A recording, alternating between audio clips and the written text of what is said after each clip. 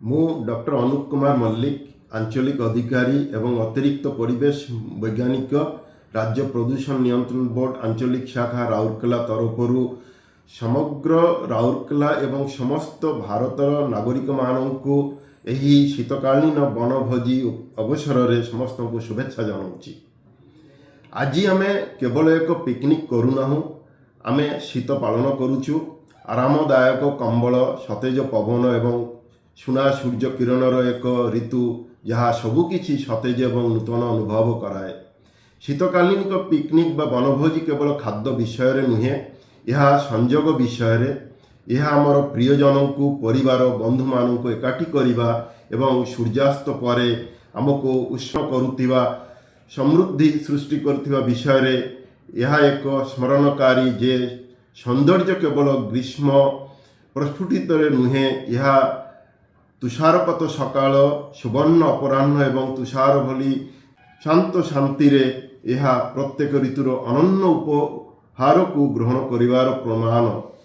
ପ୍ରତ୍ୟେକ ବନଭୋଜି ଆନନ୍ଦ ଏବଂ ବିଶ୍ରାମର ମୁହୂର୍ତ୍ତ ଗୁଡ଼ିକୁ ଆମକୁ ଜାରି ରଖିବା ପାଇଁ ଆବଶ୍ୟକ ଇନ୍ଧନ ଯୋଗାଇପାରେ।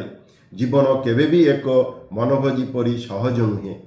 ସୁନ୍ଦରଗଡ଼ ଜିଲ୍ଲାରେ ପ୍ରାୟ 42ଟି ପିକନିକ୍ ସ୍ପଟ୍ ଏବଂ ଦେବଗଡ଼ ଜିଲ୍ଲାରେ ପ୍ରାୟ 10ଟି ସୁନ୍ଦର ପିକନିକ୍ ସ୍ପଟ୍ ଅଛି।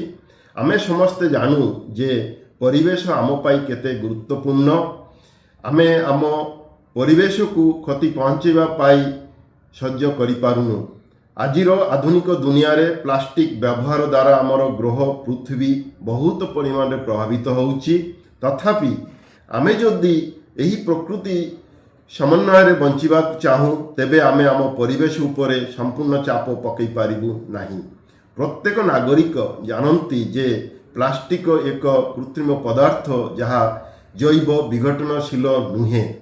ପ୍ରାୟ ସମସ୍ତ ବନଭୋଜି ସ୍ଥାନ ଗୁଡ଼ାକରେ ପ୍ଲାଷ୍ଟିକ୍ ପ୍ୟାକେଜିଂ ସାମଗ୍ରୀ, plastic bag, plastic cutlery, straw, cup, plate ଇତ୍ୟାଦି ପ୍ଲାଷ୍ଟିକ୍ ସାମଗ୍ରୀ ଅବାଧର ବ୍ୟବହାର ହୁଏ ଏବଂ କରାଯାଉଛି ମଧ୍ୟ। ଏହାଦ୍ୱାରା ପରିବେଶ ବହୁଳ ପରିମାଣରେ ପ୍ରଦୂଷିତ ହେଉଛି।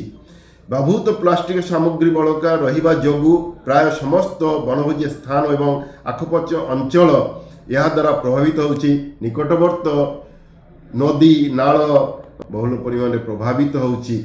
ଏହି ଯେଉଁ ପ୍ଲାଷ୍ଟିକ୍ ଜଳାଇବା ଦ୍ୱାରା ନାଇଟ୍ରୋଜେନ୍ ଅକ୍ସାଇଡ୍ ଏବଂ ସଲଫର ଡାଇଅକ୍ସାଇଡ୍ ଭଳି ବିଷାକ୍ତ ଗ୍ୟାସ ନିର୍ଗତ ହେଉଛି, ଯାହାକି ଆମର ନିକଟବର୍ତ୍ତୀ ସମସ୍ତ ଜନବସତି ଏରିଆରେ ଯେତେ ଲୋକମାନେ ରହୁଛନ୍ତି ସେମାନଙ୍କର ଜୀବନଶୈଳୀରେ ବ୍ୟାଘାତ ସୃଷ୍ଟି କରୁଛି। ତେଣୁ ଖାଲି ଯେ ଆମର ମଣିଷ ଆଫେକ୍ଟେଡ୍ ହେଉଛନ୍ତି ତାହା ନୁହେଁ, ଜଳଚର ଜୀବ ଏବଂ ବନ୍ୟପ୍ରାଣୀମାନେ ମଧ୍ୟ କ୍ଷତିର ସମ୍ମୁଖୀନ ହେଉଛନ୍ତି।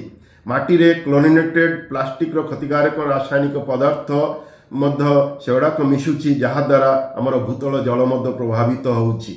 ଯଦି ଆମେ ଏହି ପୃଥିବୀକୁ ସଂରକ୍ଷଣ କରିବାକୁ ଚାହୁଁ, ତେବେ ଆମେ ଆମର ଏହି ପ୍ଲାଷ୍ଟିକ୍ର ବ୍ୟବହାରକୁ ବନ୍ଦ କରିବାକୁ ପଡ଼ିବ। ବିଘଟନ କରିବା ଦିଗରେ ଆମର ବହୁତ ପଦକ୍ଷେପ ନେବାକୁ ହିଁ ପଡ଼ିବ।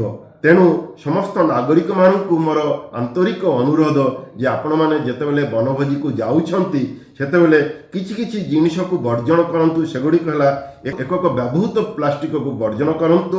ବନଭୋଜି ସ୍ଥଳକୁ ପ୍ଲାଷ୍ଟିକ୍ ଥଳିରେ ସାମଗ୍ରୀ ନିଅନ୍ତୁ ନାହିଁ। ପ୍ଲାଷ୍ଟିକ୍ କଟଲରୀ ଯେପରିକି ଷ୍ଟ୍ର, ନଲି, କପ୍, ପ୍ଲେଟ୍, ଗ୍ଲାସ୍ ଇତ୍ୟାଦି ବ୍ୟବହାର କରିବା ଠାରୁ ଦୂରେଇ ରହନ୍ତୁ। ଅବଶିଷ୍ଟ ଖାଦ୍ୟ ଇଆଡ଼େ ସିଆଡ଼େ ଫିଙ୍ଗନ୍ତୁ ନାହିଁ। ବନଭୋଜି ସ୍ଥଳରେ ଏଣେତେଣେ ଅଳିଆ ପକାନ୍ତୁ ନାହିଁ। ପ୍ରକୃତି ଏକ ଆବର୍ଜନା ପତ୍ର ନୁହେଁ। ଜଳର ଉତ୍ସ ଗୁଡ଼ିକରେ ପ୍ଲାଷ୍ଟିକ ଆବର୍ଜନା ପକାନ୍ତୁ ନାହିଁ। କିନ୍ତୁ ଆପଣ କ'ଣ କରିପାରିବେ?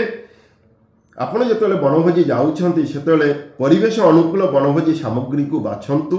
ଅଳିଆ ଜାଗାରେ ଆବର୍ଜନା ସଂଗ୍ରହ କରନ୍ତୁ ଏବଂ ଆବର୍ଜନା ଏକ ଉଦ୍ଦିଷ୍ଟ ବିନ୍ରେ ପକାନ୍ତୁ। ସେହି ଜାଗାରେ ବିଭିନ୍ନ ଜାଗାରେ ଆପଣଙ୍କର ଡଷ୍ଟବିନ୍ ଗୁଡ଼ାକ ପ୍ରୋଭାଇଡ଼ କରାଯାଇଥାଏ। ପରିବା, ଫଳ ଏବଂ ଅନ୍ୟାନ୍ୟ ସାମଗ୍ରୀ, ଖାଦ୍ୟ ସାମଗ୍ରୀ ବହନ କରିବା ପାଇଁ କପଡ଼ା କିମ୍ବା କାର୍ଡ଼ବୋର୍ଡ଼ ବାକ୍ସ ପରି ସ୍ଥାୟୀ ପ୍ୟାକେଜିଂ ବ୍ୟବହାର କରନ୍ତୁ।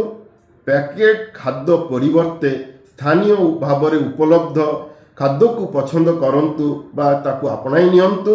ସ୍ଥାନୀୟ ଭାବରେ ଉପଲବ୍ଧ ଜୈବ ବିଘଟନଶୀଳ ସାମଗ୍ରୀ ଯେପରିକି ଆପଣ କଦଳୀପତ୍ର ରହୁଛି, ଶାଳପତ୍ର ରହୁଛି, ତାହାର ପ୍ଲେଟ୍ ମଧ୍ୟ ରହୁଛି, ଦନା ରହୁଛି, ସେଗୁଡ଼ାକ କିଣନ୍ତୁ।